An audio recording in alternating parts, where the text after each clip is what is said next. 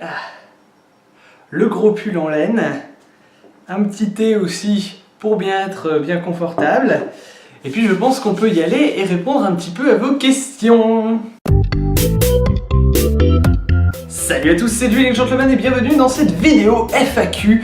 Et oui, après 4 mois, je me suis enfin rappelé que j'avais un petit peu dépassé les 200 abonnés et que je vous avais demandé de me poser des questions, que vous l'aviez fait et que je ne vous avais toujours pas répondu.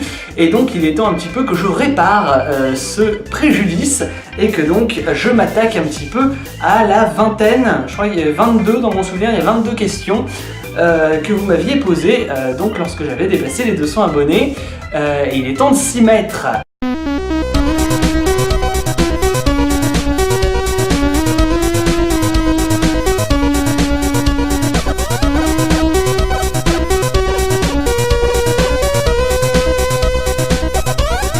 Alors évidemment, avant de commencer, je vous remercie encore une fois d'être aussi nombreux à me suivre sur YouTube, ça me fait vraiment très plaisir.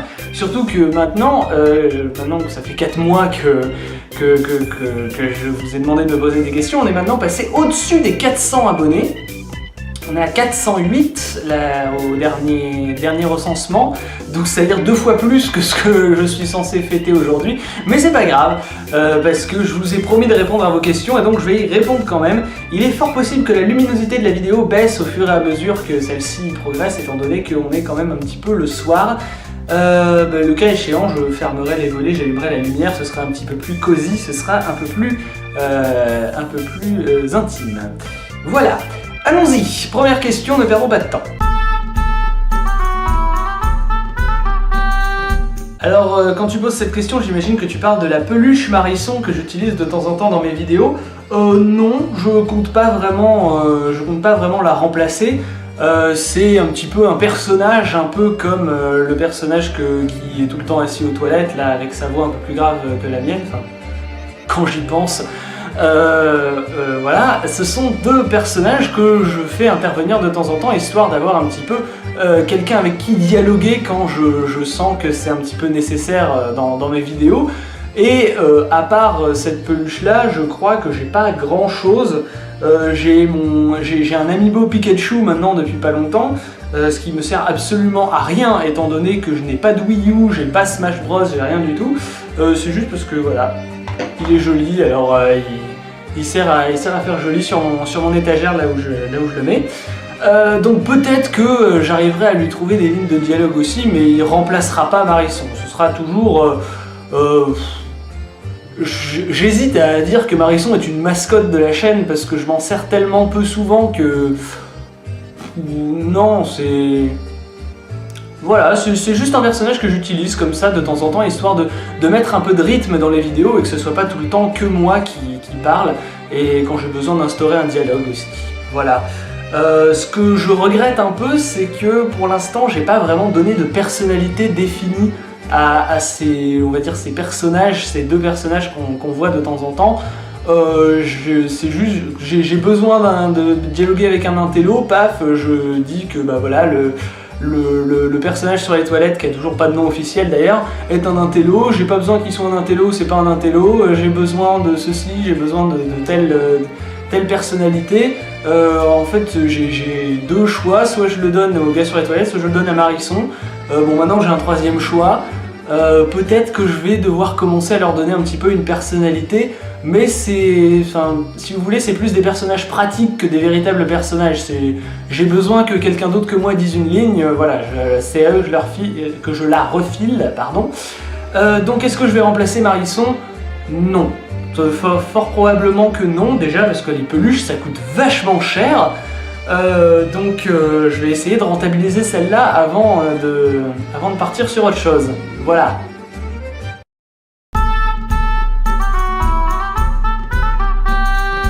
Alors non, la réponse à aucune de ces questions n'est Ridley ou Ridley, je sais pas vraiment, il y en a qui prononcent différemment, donc je sais même pas quelle est la véritable prononciation, c'est pour te dire, si j'en ai absolument rien à foutre de Ridley, je vais appeler Ridley, je trouve ça c'est un peu plus joli en bouche que Ridley. Non, donc le boss que j'ai préféré affronter, c'est un boss dans Zelda, The Legend of Zelda Spirit Tracks.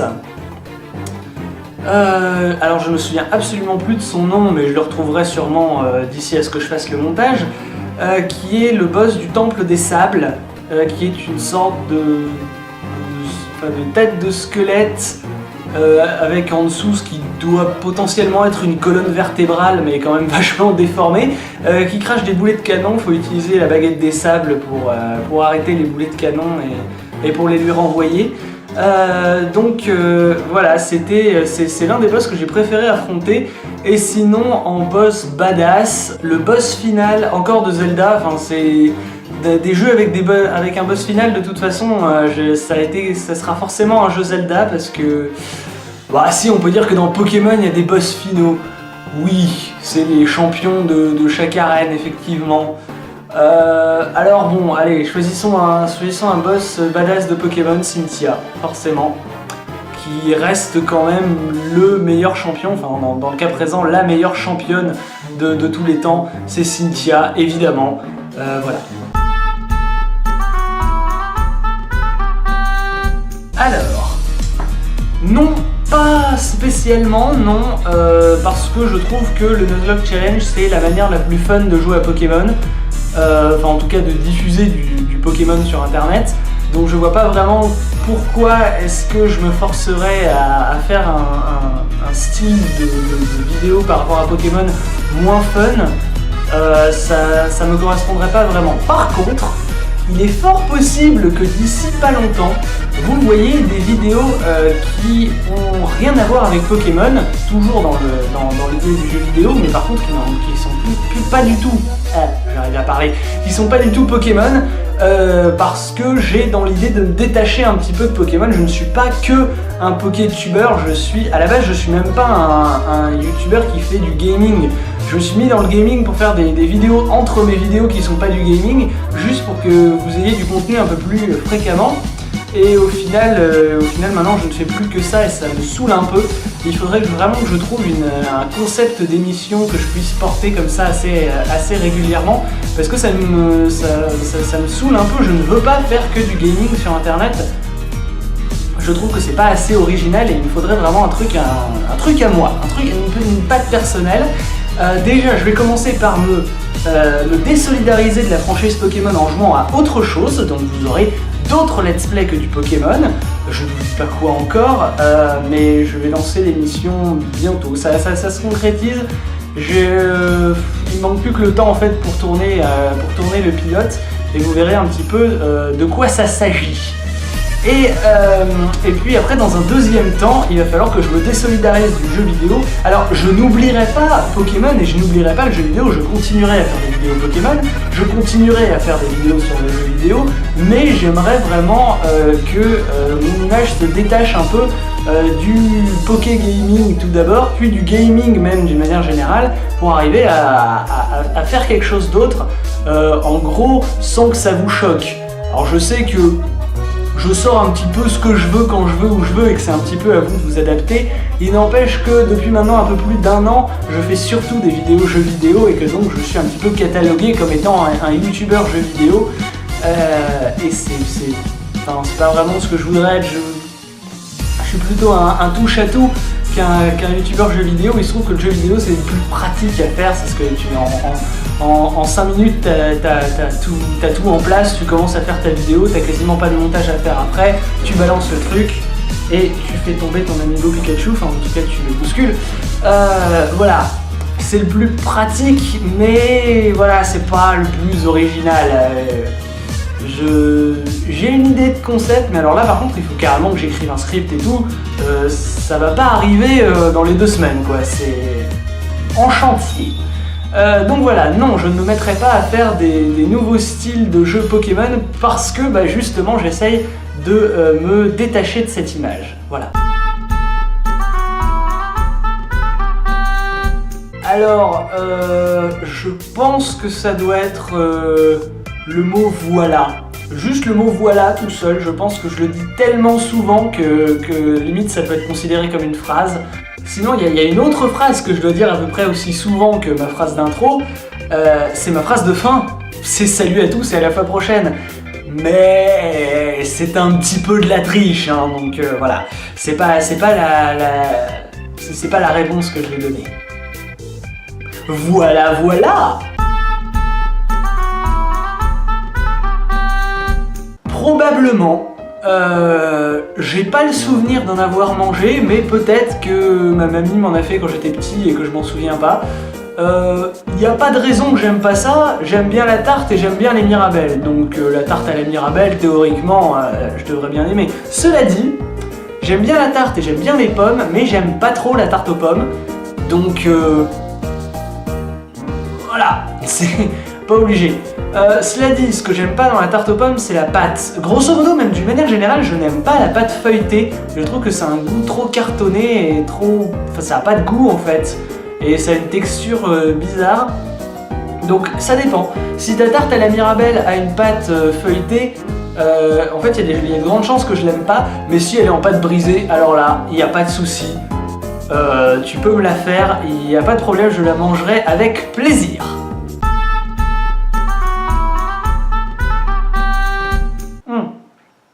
Alors... Ok.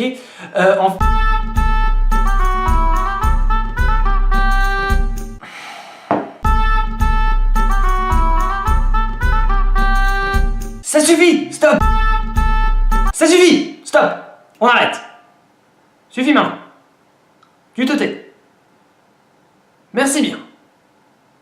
Quand je demandais 15 questions, c'est pas 15 questions d'un coup, c'est 15 questions différentes, de préférence posées par des gens différents. Mais bon, on va y répondre une par une, hein, quand même, allons-y, on va considérer que c'est qu'une seule question. Je sais pas, on va dire c'est des sous-questions, c'est la 6A, 6B, 6C, 6D, un petit peu comme le prof de maths qui vous dit oui, je vous donne qu'un seul exercice à faire pour demain, alors toi tu ouvres l'exercice puis tu vois qu'il y a un petit A, petit B, jusqu'à J, et là tu dis connard. Voilà, ça c'est un truc, je pourrais faire un one-man show sur les cours de maths, et je pourrais caser cette blague et les gens ils font ah ouais c'est trop vrai et tout. Et ils me mettraient des pouces verts, mais je vais pas faire de podcast sur les profs de maths, c'est... Les pauvres. Ils font pas un métier facile. Ils font une matière que très peu de personnes aiment, et eux, ils s'emmerdent parce qu'ils le savent, tout ce qu'ils vous apprennent, donc... c'est... Non, franchement, prof de maths, je pense que c'est l'un des pires métiers de prof qu'on peut faire. Autant pour les élèves que pour le prof. Alors, soyez pas trop méchants avec votre prof de maths. Si ça se trouve, il est déprimé parce qu'il sait que ça intéresse personne ce qu'il dit. Alors que pourtant, c'est super utile. Mais ce n'est pas la question. Alors, on va continuer, c'est parti. Donc, question 6A. Si je devais choisir un youtubeur préféré, lequel et pourquoi? Alors, ça va être très difficile de répondre à cette question parce que, grosso modo, mon cœur appartient à un youtubeur différent toutes les semaines.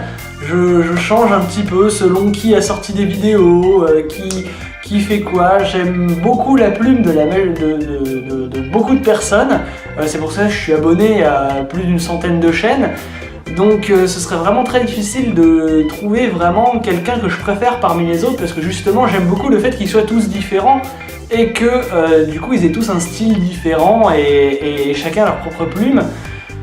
En ce moment, la personne dont j'aime le plus les vidéos, ce serait MrJday. Mais ça change régulièrement, toutes les semaines. Il y a pas longtemps, genre il y a 1 ou 2 semaines, c'était Pseudoless. Quand Antoine Daniel a sorti le What the Cut 36, je crois, c'est le dernier, ou 35. Enfin bref, celui qu'il a fait, le dernier en date, quoi, celui qu'il a fait après 4 mois d'absence. Je ne tarissais absolument plus aucune éloge sur lui. Donc voilà, ça dépend vraiment de l'actualité YouTube, du contenu des vidéos, et de l'état d'esprit dans lequel je me trouve.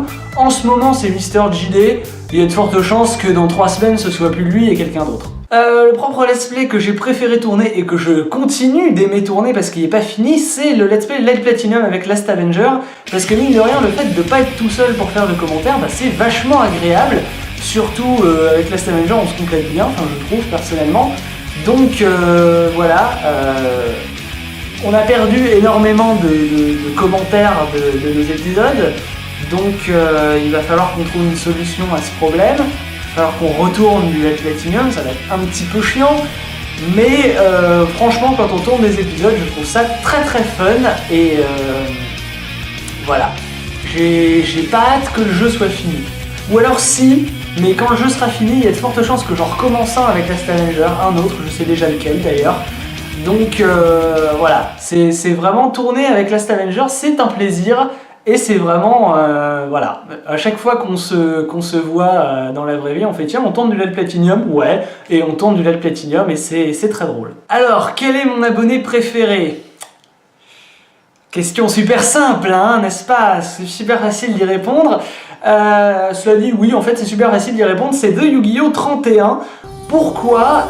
Tout simplement parce que c'est le premier abonné que j'ai eu qui n'était pas quelqu'un que je connaissais dans la vraie vie. Mes deux abonnés, les deux personnes qui sont en premier abonnés à ma chaîne, c'est Last Avenger et Azertobi. Mais Last Avenger et Azertobi, je les connais dans la vraie vie, ils me connaissent, voilà, c'est disons, collusion, c'est évidemment qu'ils allaient s'abonner à ma chaîne.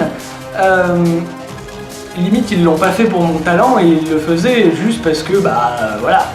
On se connaît, ils avaient une chaîne YouTube, j'en avais une, ils se sont abonnés, c'était par principe, dirons-nous, même plus que parce qu'ils m'aimaient à fond les manettes.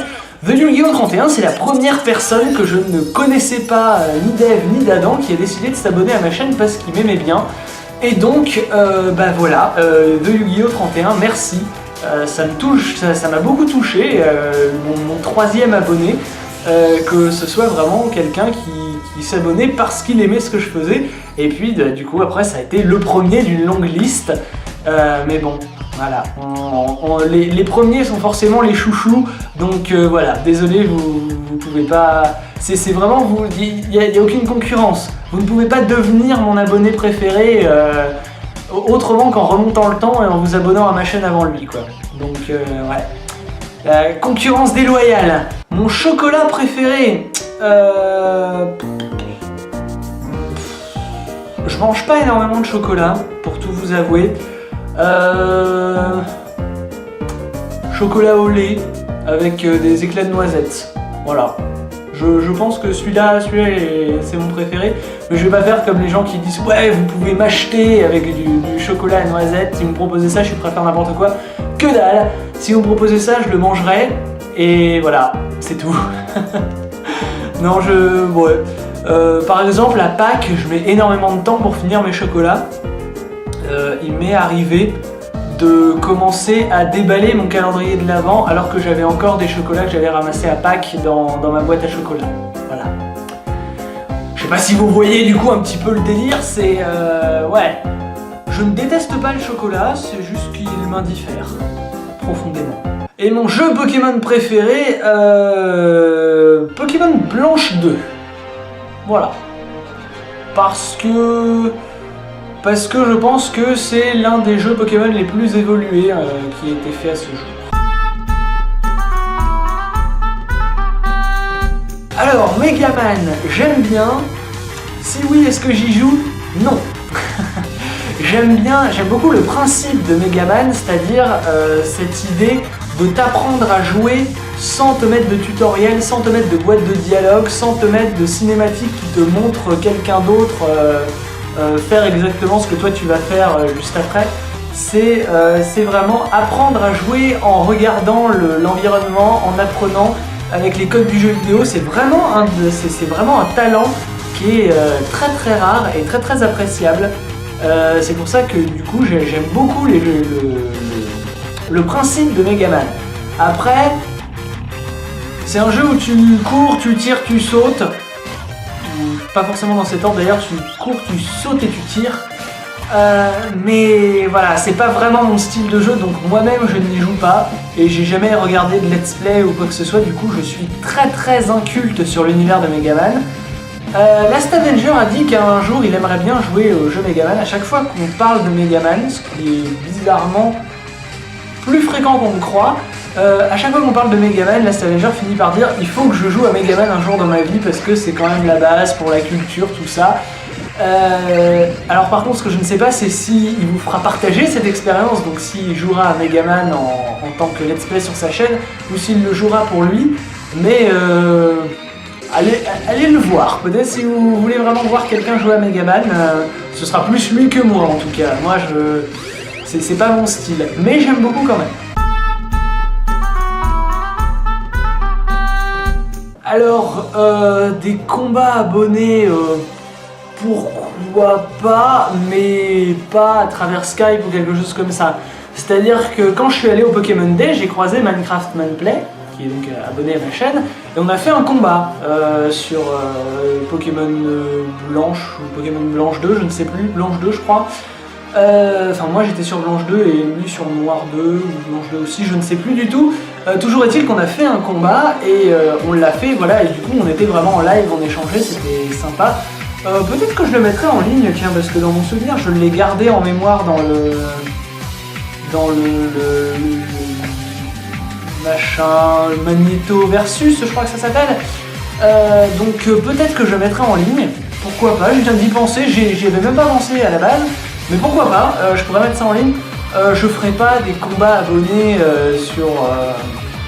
sur Skype comme ça, de chez moi, pour le fun.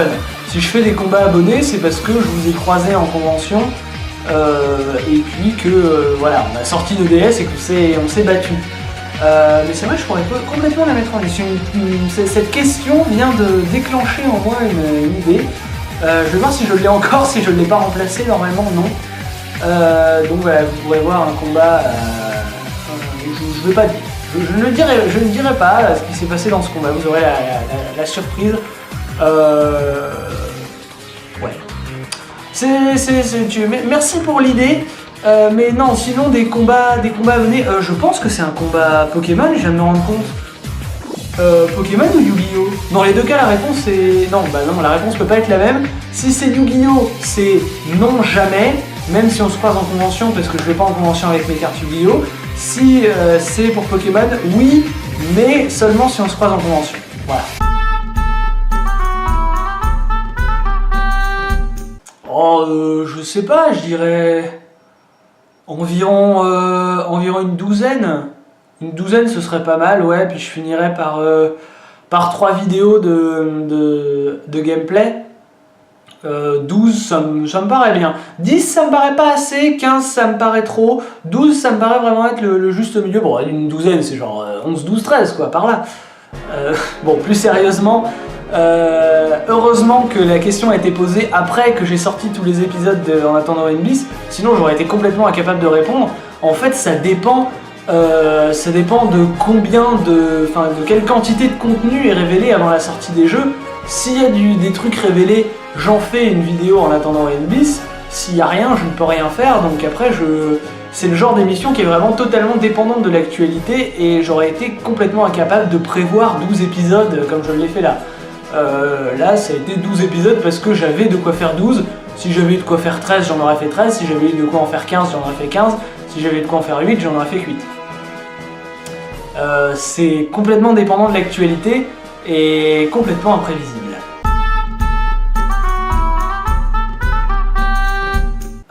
Je dirais Krillin. Ou Krillin. Je sais pas du tout comment on le prononce parce que moi j'ai lu les mangas.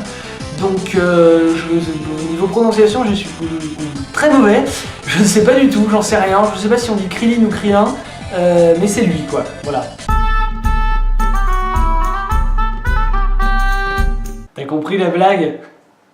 Hein? T'as vu? Jeu de mots, hein? Pas mal.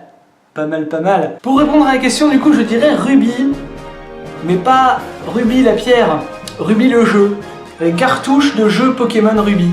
Juste comme ça. Enfin, Ruby ou Saphir ou Emerald ou un mix des trois pour avoir un petit peu des variations dans les couleurs. Mais voilà, tu les empiles comme ça, puis tu les sculptes un peu, et puis tu fais une réplique de ma gueule grandeur nature. Voilà. Je ne suis pas compliqué, hein, je ne suis pas difficile, je suis juste extrêmement égocentrique, c'est tout. Cela dit, on sait maintenant que mon hypothèse sur RN n'est pas confirmée, donc tant pis. Ça permettra de faire économiser au monde énormément de cartouches de jeux Pokémon de la 3e génération, ce qui est pas plus mal. Oh, je sais pas, je dirais environ une trentaine. Une trentaine, ça me semble bien, c'est un chiffre rond, c'est sympa. plus sérieusement encore, même réponse que pour combien d'épisodes de En attendant One Piece comptes-tu faire. Là, j'en ai aucune idée, ça dépend de quelle vitesse j'évolue dans le jeu, ça dépend de pas mal de choses. Ça dépend de savoir si est-ce que je sais où aller, parce que là par exemple, tu vois, je faisais le jeu de manière complètement aveugle. Je connaissais pas le jeu et j'allais pas sur internet pour me renseigner sur ce qu'il fallait faire après. Donc je n'avais absolument aucune idée de quand est-ce que j'allais finir le jeu. Bon après je le sentais un peu quand je me rapprochais de la fin, tu vois, quand j'avais 8 badges, quand je faisais la route victoire, je me disais bien bon il me reste, allez, grand max 3 épisodes. Voilà, je n'ai pas la capacité de prévoir exactement combien de temps je vais mettre. Surtout que des fois je me dis bon bah voilà, cette arène là ça va être super rapide, et puis en fait il se trouve qu'elle a un Pokémon avec une attaque qui fait durer le plaisir un peu plus longtemps. Du coup j'en sais rien, je ne peux pas savoir. Ouais. Si j'avais répondu, si j'avais dû répondre à cette question avant d'avoir sorti tous les épisodes de la monde aléatoire, je t'aurais répondu que j'en avais absolument aucune idée et que ça dépendait plus du jeu que de moi. Voilà.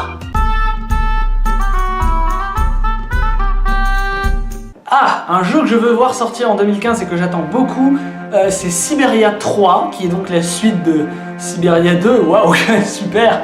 Waouh, on n'aurait pas deviné. Syberia, qui est donc une série de jeux qui est sortie au début des années 2000, je suppose quelque chose comme 2004-2005. Je serais incapable de dire en même temps, je ne sais pas. En tout cas, j'ai beaucoup aimé Syberia. J'ai joué à Syberia 2, j'ai trouvé que c'était l'une des suites qu'on pouvait... Enfin, c'est... Dans le genre suite, c'est vraiment ce qu'on pouvait faire de mieux à l'histoire de Syberia 1. Et Benoît Sokal a annoncé qu'il allait faire un 3 quasiment après la sortie du 2. Et bon, bah ça fait au moins 5 ans du coup qu'il a annoncé ça, même plus que ça. Et on n'a toujours pas de nouvelles. Et c'est dommage parce que c'est vraiment un très bon jeu. Si, on a des nouvelles. À la mi-2014, fin 2014, un peu par là, il a dit que Syberia 3 était prévu pour 2015. Quand en 2015, on ne sait pas du tout, mais quand Syberia 3 sortira, je serai l'un des premiers à l'acheter. J'aime beaucoup ce jeu et je vous conseille de jouer aux 2 précédents. C'est vraiment une très bonne aventure en point and click.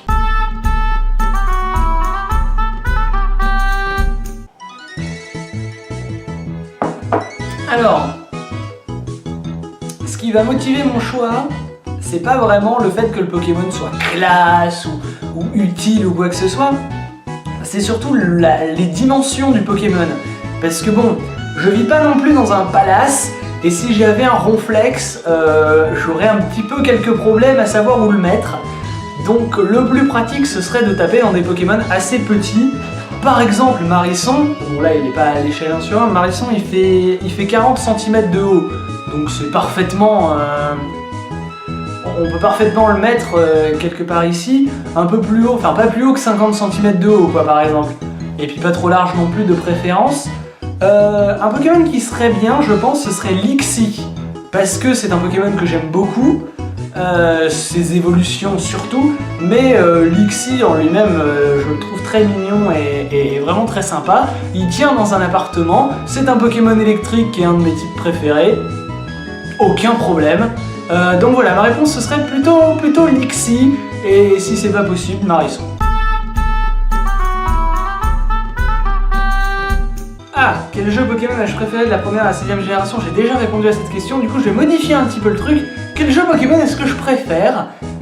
Pokémon Storm Silver, qui n'est pas un véritable jeu Pokémon, c'est une hack, mais en même temps...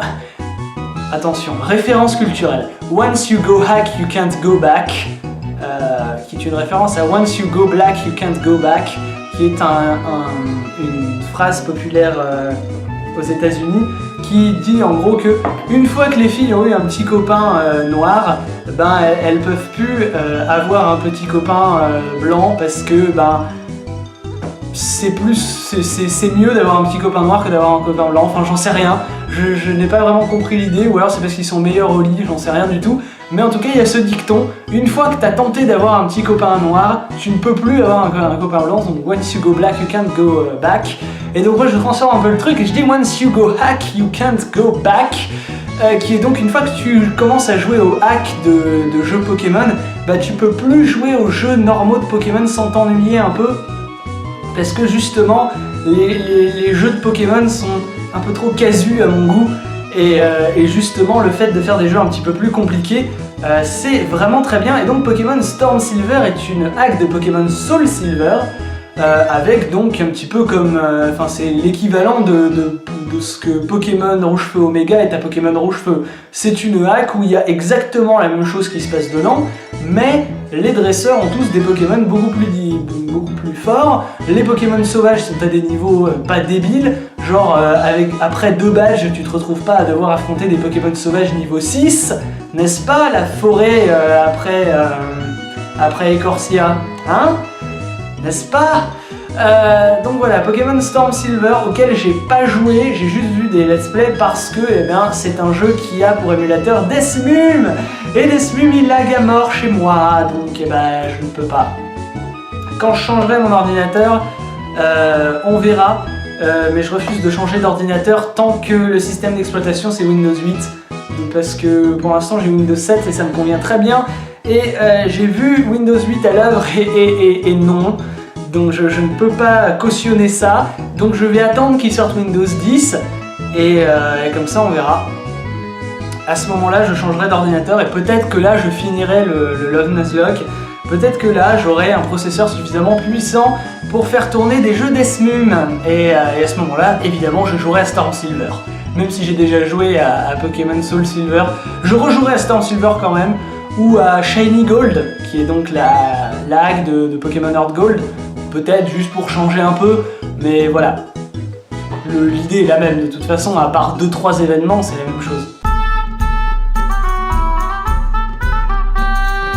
Alors Azartobi, c'est une question très compliquée que tu me poses là. Je m'en fous, en fait. J'ai pas vraiment de style de vidéo préféré. À partir du moment où la personne est à l'aise dans le style qu'elle manie. C'est-à-dire que parfois, je vois des gens qui font du podcast juste parce que ça marche et qu'ils veulent devenir connus, alors que ça se voit qu'ils aiment pas faire ça. Pareil, il y en a qui font du gaming juste parce que ça marche et qu'ils veulent être connus, alors que ça se voit qu'ils sont pas à l'aise.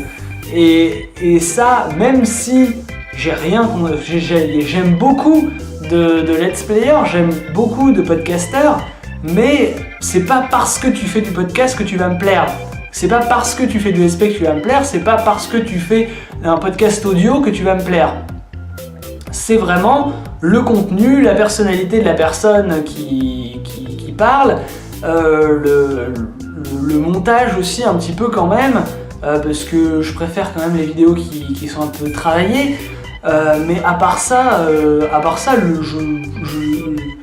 le style n'est absolument pas discriminatoire à mes yeux. Voilà.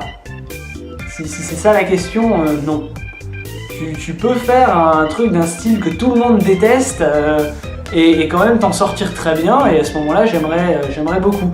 Par exemple, si vous voulez un exemple concret, je vais balancer des noms, attention. Golden Moustache fait des trucs du style sketch, pas forcément hebdomadaire, mais régulier, avec, voilà, là c'est pareil, c'est vraiment du sketch vraiment produit, avec quelqu'un derrière qui a du budget, un chef opérateur, enfin des trucs que la majorité des personnes sur YouTube n'ont pas, un ingénieur du son, un monteur professionnel, voilà, les gens qui sont dans la vidéo sont juste les acteurs, et derrière il y a des gens qui ont d'autres métiers et qui traitent la vidéo après. Golden Moustache s'en sort très bien dans ce style. Et après tu vas voir des trucs comme Deacon Cheese qui sont avec des gens que j'adore. Je veux dire, Arnaud de Samer est l'un de mes humoristes préférés, mais ça ne prend pas. Ça se voit qu'ils sont pas faits pour faire ça. Ce sont des gens qui sont faits pour faire de la scène, Ce sont des gens qui sont faits pour faire à la limite de la fiction un petit peu plus longue, peut-être du cinéma, mais absolument pas de la vidéo à sketch court sur YouTube comme ça, même si c'est produit et monté par des gens qui ont du talent ensuite derrière, la sauce ne prend pas du tout. On voit que c'est pas du tout le style qui va avec eux, et je trouve ça un peu dommage. J'ai donné sa chance à Deacon Cheese. Ils se sont grandement améliorés depuis qu'ils ont commencé, mais voilà. Cela dit, au début, je détestais l'équivalent de Golden Moustache qui est le truc avec le donut là. Non, qui est pas un donut d'ailleurs, c'est le bagel, Studio Bagel. J'aimais pas du tout Studio Bagel. Et au fur et à mesure, j'ai fini par aimer, et je me suis même maintenant abonné à leur chaîne. Comme quoi je suis pas rancunier, c'est pas parce que je déteste quelqu'un que après au bout d'un moment je vais pas m'abonner à sa chaîne. D'ailleurs c'est pareil pour à peu près tout, il y a qu'à voir, je vais donner un exemple qui a absolument aucun lien.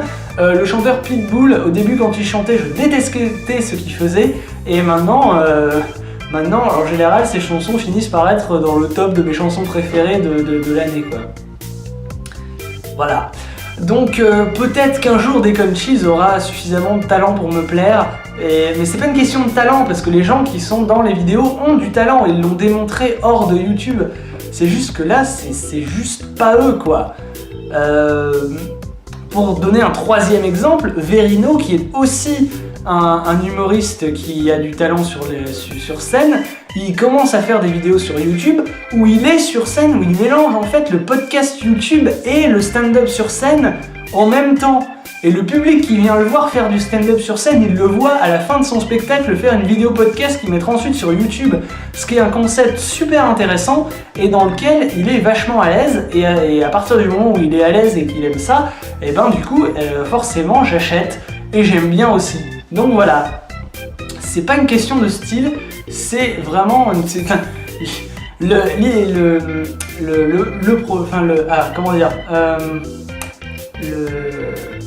le problème sur YouTube, ce n'est pas le style, c'est ce que vous en faites. Pour reprendre une célèbre pub pour un jeu de cartes à argent qu'aime beaucoup Patrick Bruel. Voilà, pas de marque. On ne cite pas de marque sur Dueling Gentleman, sauf quand je décide de le faire. Et après je vais réclamer un chèque parce que merde quoi, c'est pas la charité non plus, bordel. Alors ma méga évolution préférée,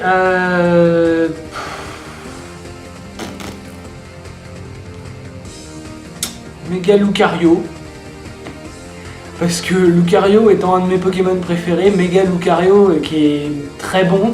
Je pense que du coup forcément ça doit être ma méga évolution préférée. Sachant que je suis pas super friand des méga évolutions. J'aime beaucoup le principe, mais en vrai, dans les jeux je les utilise très peu. Mais ouais, méga Lucario, ouais du coup. Cela dit, il y a une méga évolution dont on parle très peu et que j'aime beaucoup quand même, c'est Megaptera. Megaptera, je trouve qu'il est vachement beau, vachement classe, mais j'en entends quasiment jamais parler. Et c'est pour ça que je l'ai oublié un peu, mais ouais non, je préfère Méga Lucario quand même, mais Megaptera est très près. J'aime beaucoup Megaptera. La méga évolution que je déteste le plus, c'est Megascarino, mais je vais pas en parler dans cette vidéo parce que je compte parler de cela dans une autre vidéo. Vous verrez en temps et en heure quand elle sortira. Mais j'ai une raison de détester Megascarino. Et celle que j'aimerais le plus voir sortir... Méga Nostanfer. Étant donné que c'est mon Pokémon préféré, je pense. Alors sachant que je ne sais absolument pas dans quel tiers se trouve Nostanfer sur Pokémon Showdown. J'imagine qu'il doit pas être trop bas parce qu'il a quand même une vitesse de malade. Cela dit, c'est pas non plus le Pokémon avec la meilleure stat d'attaque ou les meilleures stats de défense du monde. Donc ouais, je sais pas trop où il se trouve, mais je suppose qu'une méga évolution qui augmenterait du coup un petit peu ses autres stats que la vitesse le rendrait du coup vachement plus équilibré et vachement plus intéressant. Et voilà. Et puis quand même, ce serait vachement classe et ce serait l'une des méga évolutions que j'utiliserais le plus. Sinon, méga champignon, putain! Bah non, alors ouais, je peux te faire un top 2 parce que j'ai lu 2 mangas dans ma vie, mais il y en a un que j'ai lu il y a tellement longtemps que je me souviens quasiment plus de l'intrigue, et c'est Dragon Ball Z. Et puis il y en a un que j'ai commencé à lire, mais je peux pas acheter tous les mangas, il y en a beaucoup trop. Donc je préfère suivre la série animée, et c'est Détective Conan. Et oui, je préfère Détective Conan à Dragon Ball, voilà.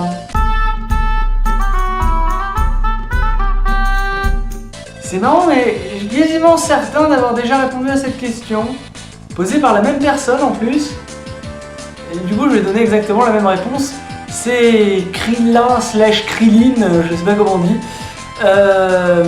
Sous quelle forme? Dans mon souvenir, Krillin n'a pas de forme, enfin il en a qu'une quoi, sa forme d'humain. Et c'est justement parce que c'est un humain que je l'aime bien, Krillin, c'est parce qu'il n'est pas super pété avec plein de pouvoirs spéciaux et tout. Du coup quand il se bat, comme il n'est pas cheaté, c'est vraiment lui quoi. C'est lui qui s'auto-cheat lui-même de par sa propre volonté, de par son truc. Alors évidemment qu'il se fait défoncer la gueule très souvent, mais c'est normal, il n'a pas de pouvoir, il est humain.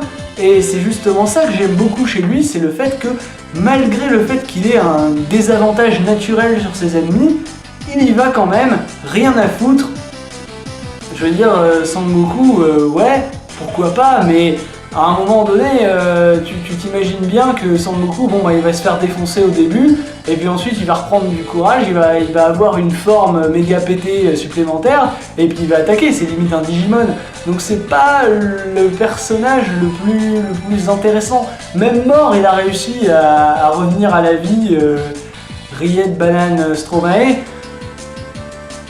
Donc voilà, c'est pas le plus palpitant. Alors que Krillin, quand il se bat, t'as peur pour sa vie parce que c'est un humain, il n'est pas cheaté, il est naturel. Comme le thon. Krillin, c'est comme le thon, il est au naturel.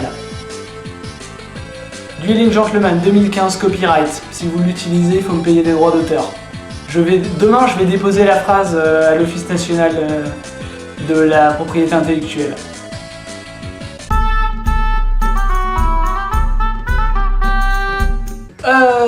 Méga évoluant, du coup c'est Lucario, forcément.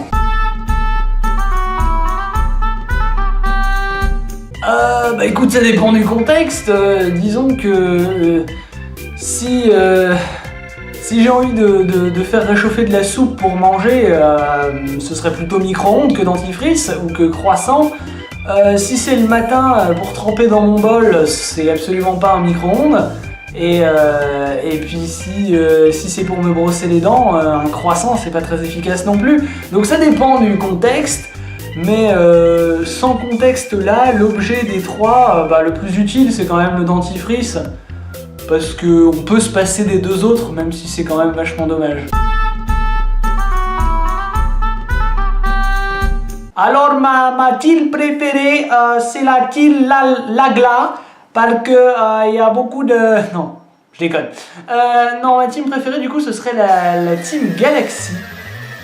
Non pas pour ses sbires qui sont ignoblement moches, mais parce que les admins sont quand même vachement balèzes et le boss a vraiment une personnalité développée, un but assez unique et quand même, je pense qu'on n'a jamais... On a atteint, d'une manière générale, dans la génération 4, on a atteint des sommets dans le grandiose. On a quand même Dieu en Pokémon dans la génération 4, et après la génération 4, les gens de chez Nintendo, ils ont dit « Oula, on va arrêter de vouloir toujours faire plus fort, parce que sinon on ne va plus avoir aucun sens. Du coup, on va rebooter la série avec Pokémon noir et blanc, en faisant des nouveaux Pokémon, en mettant que des nouveaux Pokémon dedans et en essayant de se calmer un peu sur le grandiose et sur le what the fuck. Et du coup, la génération 4 est assez spéciale parce que du coup, on atteint des niveaux qui n'ont jamais été atteints ensuite par aucun jeu de la série Pokémon. notamment, notamment dans le plan des méchants, qui est quand même un truc assez exceptionnel. Et puis, au-delà de ça, l'équipe de Cyrus, parce que ça s'appelle Cyrus ou Cyrus, je sais pas trop comment on dit non plus, je dirais Cyrus plutôt parce qu'il y a un Y. L'équipe est vachement équilibrée et à chaque fois que je l'affronte, j'ai besoin d'avoir quand même un petit peu de tactique, disons plus que pour n'importe quel autre champion. Non, c'est pas des champions, c'est les boss finales de la team respective de chaque région. Donc voilà, la team Galaxy, qui est la team la plus ambitieuse de Pokémon du coup. Ah bah c'est la dernière. C'était la dernière question, donc eh bien écoutez, on va se quitter. Je vous souhaite bonne continuation sur internet. Merci encore à vous tous d'être toujours plus nombreux à me suivre. Et puis, eh bien, du coup, je vais continuer d'essayer de vous faire plaisir en sortant de nouvelles vidéos. À très bientôt pour normalement la vidéo d'entraînement de Pokémon Rouge Feu Omega, deuxième vidéo d'entraînement où on sera encore une fois, j'espère, avec Last Avenger parce que il y a des trucs dont j'aimerais parler avec lui par-dessus du coup l'entraînement. Et puis bien d'ici là, je vous dis salut à tous et à la fois prochaine. Ciao.